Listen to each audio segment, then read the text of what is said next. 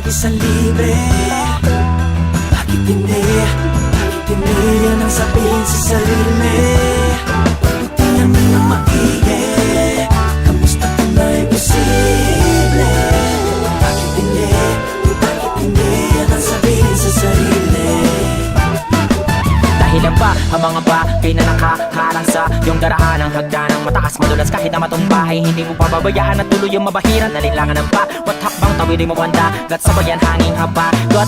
Gat apoy, bawat tatak ng dugoy, hindi mawawalan ng saysay ang mga boses at panaghoy. Dahil ang mga araw na dumarating ang nagsisilbing pag-asa sa kanila na sa pait ng buhay na walan na ng panlasa. Walang trabaho, wala makain, bubungan natin ang ngayon ng hangin. Humahaba na ang listahan sa tindahan at sakitin pa ang anak mo na sanggol. Kailangang ipagtanggol sa kahirapan na bumubukol. Isip mo na bukol-bukol, ano man o kahantungan, palagi mong tatandaan kapag hindi ka na bumangon. Ito ka pala magiging talunan, diinan ng tapak sa lupa. Punasan mo ang luha, kung hindi ka susuko, hindi ka umupa. Basta simple, at umasa lagi sa libre.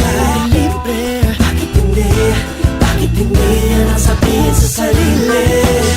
Pagbutihan mo na maigi, kamusta kung na imposible? Bakit hindi? Bakit hindi yan ang sabihin sa sarili?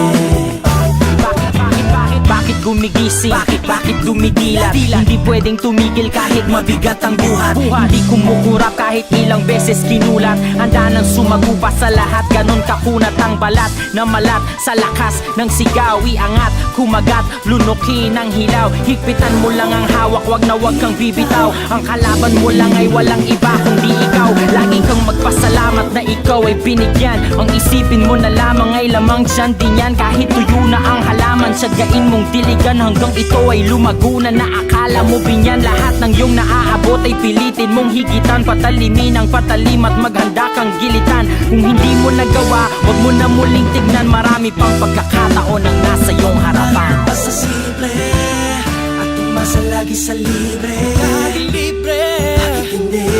Bakit hindi yan ang sabihin sa sarili? Yan ang sabihin na maigi, kamusta kung na imposible?